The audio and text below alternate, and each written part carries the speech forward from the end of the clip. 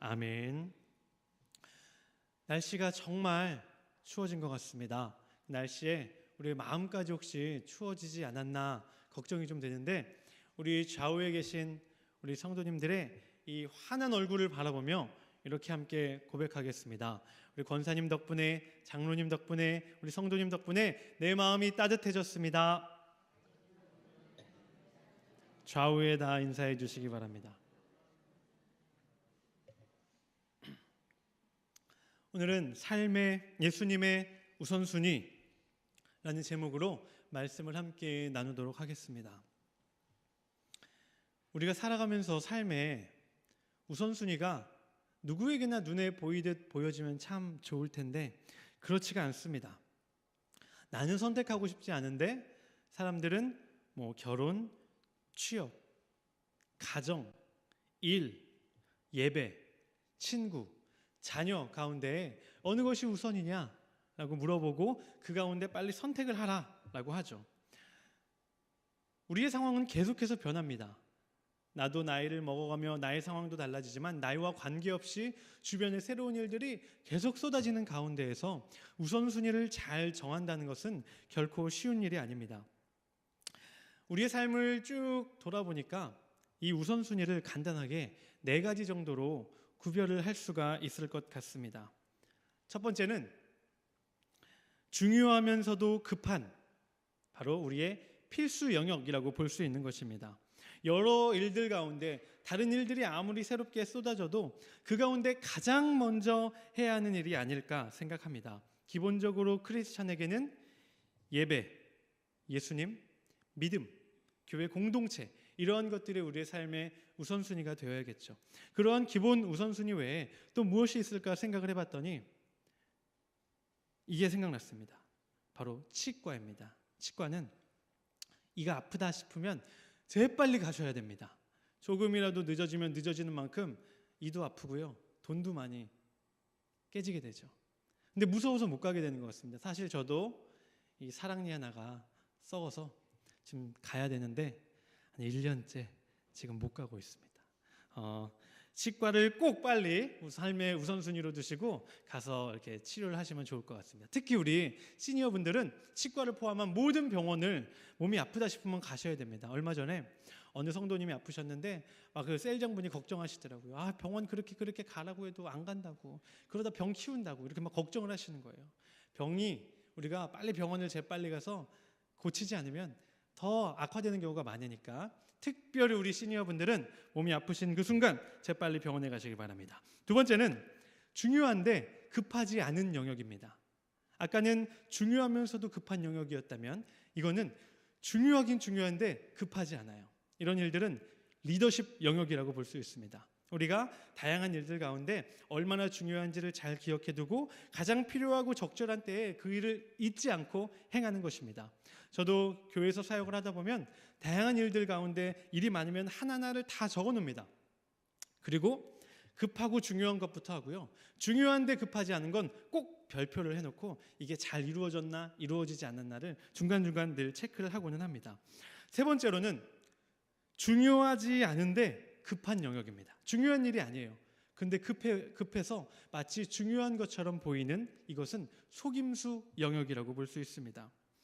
급하니까 빨리 해야 될 것 같아요. 그러나 사실은 하지 않아도 무방한 영역이라고 보면 될 것 같습니다. 마지막으로는 어떤 영역이 있냐면 낭비 영역인데요. 이것은 중요하지도 않고 급하지도 않은 겁니다. 우리의 삶에서 하등 쓸모없는 것인데 간혹 보면 이 일에 목숨을 거는 사람들이 있어요. 삶의 우선순위를 잘못 선택하기 때문에 생기는 일입니다. 이런 상황에 많이 볼 수 있죠. 학창시절에 공부를 하려고 책상에 딱 앉았어요. 그런데 공부를 하려니까 뭐가 보여요? 책상이 더러운 게 막 눈에 보이는 거예요. 공부하기 전에 먼저 내 마음을 다잡기 위해 책상 정리부터 해야겠다.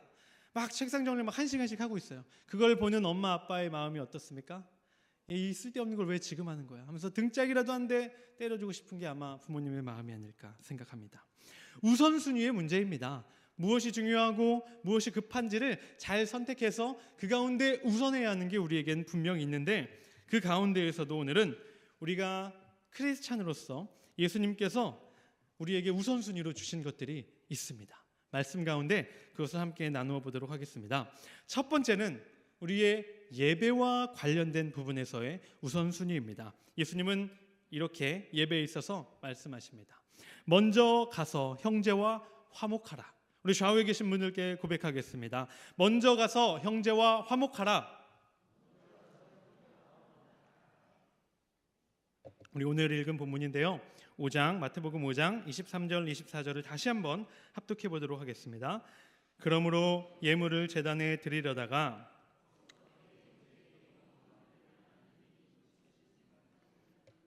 예물을 제단 앞에 두고 먼저 가서 형제와 화목하고 그 후에 와서 예물을 드리라. 아멘.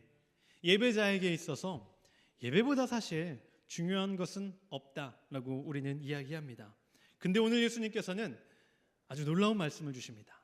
예배가 무엇보다도 우리는 가장 먼저라는 이 생각이 있는데 그 예배에 앞서 행할 것이 있다라는 겁니다. 너가 예물을 지금 가지고 와서 아버지 하나님께 드리려고 하는 그 순간에 잠깐 예물을 두고 그보다 앞서 먼저 행해야 할 것이 있다라는 것이죠. 십계명에는 사람의 죄를 크게 두 가지로 나누고 있습니다. 하나님께 대한 죄와 첫 번째부터 네 번째까지의 계명에서 우리가 하나님께 대한 죄, 그리고 다섯 번째부터 열 번째까지는 사람에 대한 죄에 대해서 나누고 있습니다. 하나님께 대한 죄를 우리가 저질렀을 때는 하나님께 용서를 구하면 됩니다. 사람에게 죄를 저질렀을 때는 사람에게 먼저 용서를 구하라 라고 예수님은 말씀하시는 거죠. 전에 담임 목사님께서 이 영화를 한번 언급하신 적이 있습니다. 밀양, 우리 전도연이 주연을 했던 그 밀양이라는 영화인데요, 아들을 잃게 되죠. 아들을 잃게 되나 그 너무 큰 슬픔에 빠졌을 때 주변의 권유로 교회를 나가게 됩니다. 예수님의 사랑에 대해 전해 듣고, 그래 그가 살인자지만 내가 예수님의 마음으로 그를 용서해 주자, 용서할 마음을 갖고 그 살인자에게 찾아갑니다. 그에게 가서 용서하려고 하는데 그가 뭐라고 합니까? 나는 이미 하나님께 용서받았다. 나는 이미 하나님께 기도하고 예수님을 만나서 이미 나는 용서받았다. 전도연은 사실 용서할 마음이 있었습니다. 그러나 자신이 먼저 용서하기 전에 그가 하나님께 용서를 받았다는 그 말에 패닉을 일으키고 교회와 믿음을 저버리는 그 모습을 보게 됩니다. 영화가 비판하는 모습이 무엇입니까? 세상에 사람에게 죄를 지어놓고도 그 사람에게는 미안한 감정 하나 없이 교회에 나와 기도만 하면 다 땡이라는 생각을 몇몇 크리스찬이 분명 갖고 있기 때문에 그 사람들에 대해 비판을 하는 겁니다. 하나님께 죄를 범했으면 하나님께 용서를 구해야 하는 게 맞고요, 사람에게 죄를 범하였으면 사람에게 용서를 구하는 게 우선이다라고 예수님은 말씀해주고 계십니다. 예배가 정말 우리에게 중요하지만 너가 사람에게 죄를 저질렀다면 그 예물을 잠깐 내려놓고 아버지 하나님께 나오기 이전에 먼저 그와 화목하라, 그 후에 예배하라 라고 말씀하시는 것을 볼 수 있습니다. 먼저 이 자리에 나온 우리 성도님들, 먼저 분명히 기억해야 할 게 있습니다. 내 마음에 아직 용서하지 못한 사람이 있다면, 아니면 여전히 잘못했는데 용서를 구하지 못한 사람이 있다면 그분에게 먼저 찾아가셔서 그분에게 용서를 구하고 또 그를 용서하고 아버지 하나님 앞에 나오시는 성도님들이 되시기를 바랍니다. 두 번째는 우리가 무언가를 구할 때, 아버지 하나님께 간절히 바랄 때 무엇을 우선해야 하는지 예수님은 말씀해 주십니다. 먼저 그의 나라와 그의 의를 구하라. 우리 좌우에 계신 분께 권면하겠습니다. 먼저 그의 나라와 그의 의를 구하라. 우리 마태복음 6장 33절, 바로 한 장 뒤입니다. 마태복음 6장 33절을 한번 펴보도록 하겠습니다. 우리 함께 합독합니다. 그런즉 너희는 먼저 그의 나라와 그의 의를 구하라. 아멘. 지금까지 믿음 생활을 해오시면서 내가 가장 간절하게 기도했던 그 제목들을 한번 떠올려 보시기 바랍니다. 대부분은 쭉 지속되는 기도의 제목이 아닙니다. 그 나이대에 가장 절실한 기도 제목을 아주 짧게 압축해서 기도를 하셨을 겁니다. 자녀의 결혼, 취업, 갑자기 재정적인 어려움이 생겼을 때 그 문제를 해결하기 위해서, 아마 이럴 때가 가장 간절한 기도의 제목이 아니었을까 생각합니다. 그러다 보니 그 기도의 제목은 나의 평생에 걸친 쭉 기도하는 게 아니라 어느 순간 일주일, 하루 아니면 한 달 그 정도의 간절한 기도의 제목에서 멈출 때가 많이 있습니다. 무슨 말입니까? 우리의 가장 간절한 기도의 제목은 그때마다 지금까지 늘 바뀌어왔다라는 것입니다. 이 질문에 대해 아마 제가 성도님들께 그 어떤 기도의 제목을 가장 간절히 드렸는지 한번 생각해 보시라는 이 질문에 대해서 우리는 또한 공동체라는 것은 어떤 것인가를 생각해 볼 수가 있습니다. 부부가 하나의 문제에 대해서 서로 다른 생각을 갖고 있다면 어떨까요? 문제는 하나인데 서로 바라보는 관점이 다릅니다. 참 건강하지 못한 부부가 되겠죠. 서로 부딪힐 수밖에 없습니다. 같은 침대에 있으면서도 다른 것을 꿈꾸고 있는 동상이몽의 상황이 될 수밖에 없죠. 공동체도 마찬가지입니다. 우리 은재 공동체가 지금 가장 간절하게 기도하는 제목이 무엇인가? 라고 물었을 때 공동체가 하나의 영적인 흐름 안에서 같은 기도의 제목을 놓고 기도하는 교회와 각자가 자기의 삶에 바빠서 내 문제를 놓고 가장 간절하게 기도하고 있다면 우리는 한 공동체 안에서 같은 침상 안에서 다른 꿈을 꾸고 있는 것과 마찬가지라고 볼 수 있습니다. 그러한 우리에게 기도에 있어서 예수님은 답을 주십니다. 다양한 기도의 제목은 우리의 평생에 걸쳐서 앞으로도 계속해서 생길 수밖에 없습니다. 지금 내가 갖고 있는 문제가 내 평생에 가장 중요하고 절박한 문제처럼 보일지라도 단 한 달 뒤면 1년 뒤면 그 문제는 아무것도 아닌 게 되고 지금 나의 상황에서는 또 다른 게 가장 간절한 기도의 제목이 분명 되어 있을 거라는 겁니다. 부부가 서로 다른 것을 놓고 기도할 수밖에 없고요. 자녀와 부모가 서로 다른 것을 놓고 기도할 수밖에 없습니다. 하나의 셀의 기도의 제목이 10개가 넘을 수도 있고요. 우리 은재교회 공동체가 금요일날 다 같이 모여서 뜨겁게 기도하지만 예수님은 어느 기도를 들어야 할지 갈피를 못 잡으실지도 모르는 일입니다. 무엇을 기도해야 합니까? 지금 나에게 가장 중요한 기도의 제목이 무엇이 되어야 합니까? 예수님은 말씀하십니다. 먼저 그의 나라와 그의 일을 구하라. 그리하면 그 모든 것을 너희에게 더하시리라. 내가 기도하지 못했던 것들, 예수님 전 지금 이 문제가 더 중요합니다라고 생각했던 것들을 주님 앞에 가장 간절히 내려놓지 않아도 먼저 그의 나라와 그의 의를 구할 때 우리의 다른 모든 아픔과 어려움과 문제까지도 듣고 해결해 주시는 주님이신 줄을 믿으시기 바랍니다. 세 번째로는 우리가 다른 일을 향해서 손가락질하고 비판하고 싶을 때, 그를 정죄하고 싶은 마음이 들 때 예수님께서 답을 주십니다. 먼저 내 눈 속에서 들보를 빼어라. 우리 좌우에 계신 분들에게 권면하겠습니다. 먼저 내 눈 속에서 들보를 빼어라. 좌우를 계신 분을 보고 하라고 했는데 저만 보고 다들 하시네요. 우리 한 장 뒤에 7장 5절을 한번 펴보도록 하겠습니다. 7장 5절의 말씀입니다. 우리 함께 합독합니다. 외식하는 자여 먼저 내 눈 속에서 들보를 빼어라.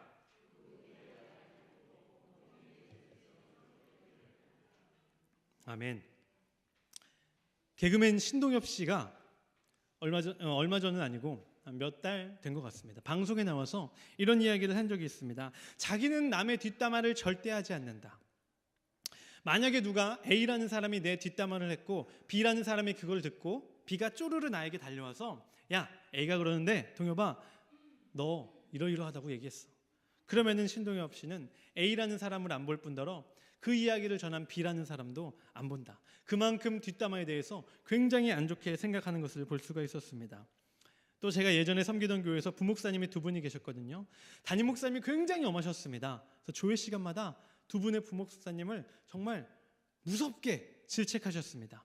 그리고 나서 회의가 끝나고 담임 목사님 나가면 두 분이 딱 각자 자기의 자리로 가시는데 한 목사님은 담임 목사님에 대한 이야기를 조금도 안 꺼냅니다.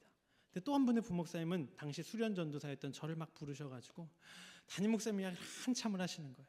이거는 뭐 거기서 부정할 수도 없고 긍정할 수도 없고 그냥 아 그러십니까? 아 이렇게만 계속 반복을 했는데 두 분을 딱 보면서 아 어떠한 모습이 바람직하다라는 게 제 안에 조금 그려졌던 것 같습니다.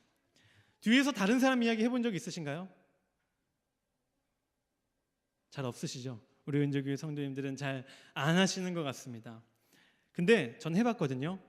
재밌더라고요. 그 사람 없는데 그 사람 흉을 보면 재밌습니다. 제가 좋아하지 않는 사람 흉을 저기서 보고 있으면 막 껴들고 싶어요. 나도 할 말이 많아가지고. 그런데 그 상황에 막상 껴서 이 말 저 말 하다 보면 그 정도까지는 아닌데? 라는 생각에도 맞장구를 치게 됩니다. 분위기에 휩쓸려서 나도 평소 그렇게까지 생각하지 않던 이야기도 막 꺼내게 됩니다. 원래 있던 것보다 훨씬 크게 부풀려서 그 사람에 대해서 안 좋은 이야기를 하게 되고, 이야기가 끝나면 뭔가 후련하기보다 뒤가 찜찜했던 경험이 많이 있습니다. 다른 사람의 허물, 그 사람이 실제로 진짜 잘못했다 할지라도, 손가락질 받아 마땅하다라고 생각될지라도 예수님은 그때마다 우리가 어디에 우선순위를 두어야 하는지 말씀을 통해서 알려주십니다.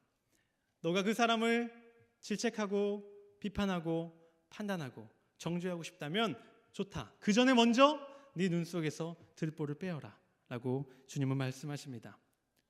다른 사람에 대해서 비판할 때 많은 사람의 특징이 뭐냐면 정작 자신은 바라보려 하지 않는다는 겁니다. 그 이야기의 대상이 되고 있는 그 사람만 손가락질할 뿐 자신들의 상황은 전혀 고려하고 있지 않다. 그것이 누구에게서 중요한 예로 보여집니까? 가늠한 여인을 돌로 치려 했던 서기관과 바리새인들이 그랬습니다. 그들은 결코 자기 자신을 바라보려 하지 않았습니다. 그 여인만 돌로 치려고 돌을 다 들고 준비하고 있었죠. 근데 예수님께서 말씀하시죠. 너희 중에 죄 없는 자가 저 여인을 돌로 쳐라. 그 전까지는 누구도 자기 자신을 바라보려 하지 않았는데 예수님은 먼저 네 자신을 바라봐라. 자기 자신을 돌아보게 만드십니다. 그제서야 돌아보고 나니까 나는 떳떳한 사람이 아니었던 거예요. 모두 돌을 내려놓고 그 자리를 떠나게 됩니다. 자, 그런데 거기서 끝이 아닙니다. 죄가 없던 예수님이 분명히 계셨습니다. 예수님은 죄가 없으셨으니 돌을 들어서 치셔도 됐죠, 그 여인을. 그러나 치지 아니하셨습니다. 네 눈 속에 있는 들보를 빼라. 너 자신을 돌아봐라. 그리고 나서 너 자신이 허물이 없다 할지라도 그 여인을 치지 말고 사랑으로 용서하라. 바로 여기까지 나아가는 게 예수님께서 우리에게 원하시는 바입니다. 뒤에서 그 사람 이야기를 너무 하고 싶죠?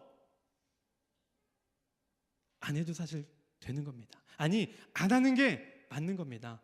그때마다 먼저 내 자신을 돌아보고 예수님께서 하신 것처럼 용서의 마음으로, 사랑의 마음으로 그 사람을 품어줄 수 있는 우리가 되기 원합니다. 마지막으로 예수님께서 우리에게 우선순위, 크리스찬이 어디에 우선순위를 두어야 하는가 말씀해 주시는데, 마지막으로 우리를 꾸밀 때입니다. 먼저 안을 깨끗이 하라 말씀하십니다. 우리 좌우에 계신 분들에게 우리 이번엔 정말 얼굴을 사랑스러운 눈길로 바라보시면서 권면하시겠습니다. 먼저 안을 깨끗이 하라. 좌우를 보시고 꼿꼿하신 분들이 여전히 계십니다. 우리 마태복음 23장 조금 뒤로 가보겠습니다. 마태복음 23장 26절을 합독해 보도록 하겠습니다.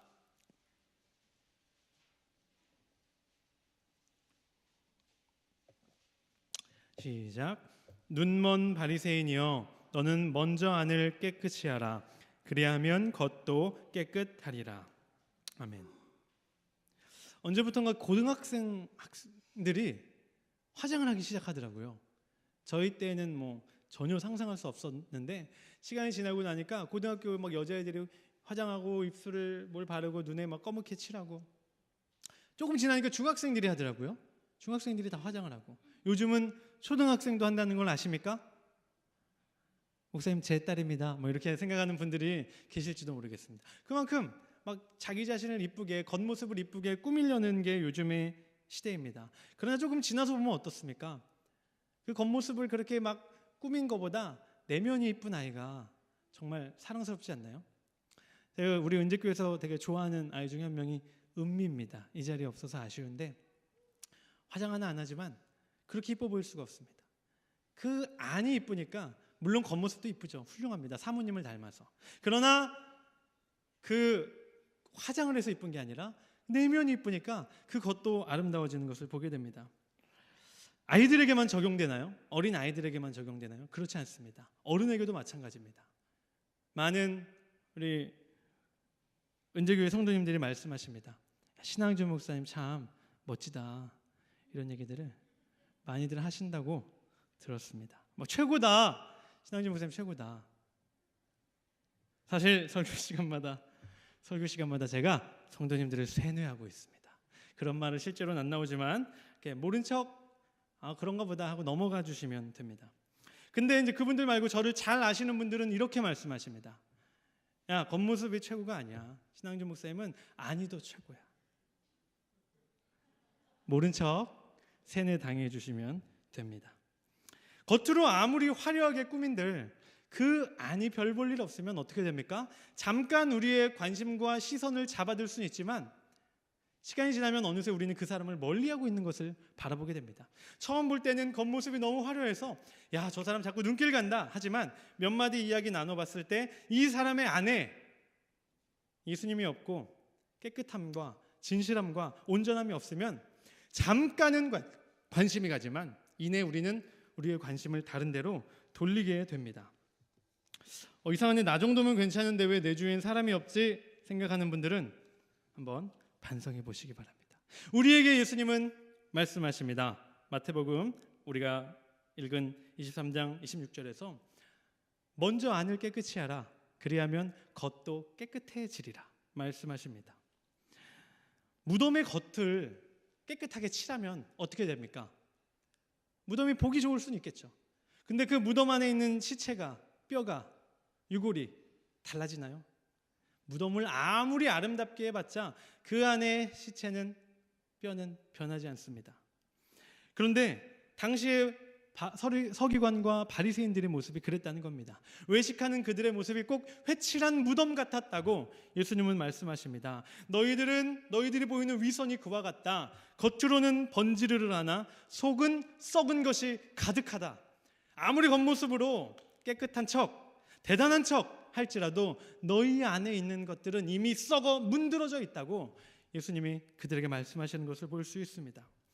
그리고 나서 주시는 말씀은 먼저 안을 깨끗이 하라. 우리의 내면을 갈고 닦아라. 그리하면 겉은 알아서 저절로 깨끗해질 것이다 말씀하십니다. 곰팡이가 핀 벽에 보기 흉하다고 새로운 벽지를 덧붙이면 어떻게 됩니까? 금방 올라옵니다. 금방 습기가 차고 곰팡이가 생겨서 새로운 벽지도 금방 더러워집니다. 잠깐이지만 그것을 다 뜯고 곰팡이를 다 제거하고 깨끗하게 한 후에 습기가 올라오는 것을 막은 후에 다시 아무색 그냥 흰색 벽지만 붙여도 아주 깔끔하고 이뻐지는 것을 볼 수가 있죠. 우리의 안이 깨끗해지면 우리의 겉모습은 자연히 아름다워질 줄 믿습니다.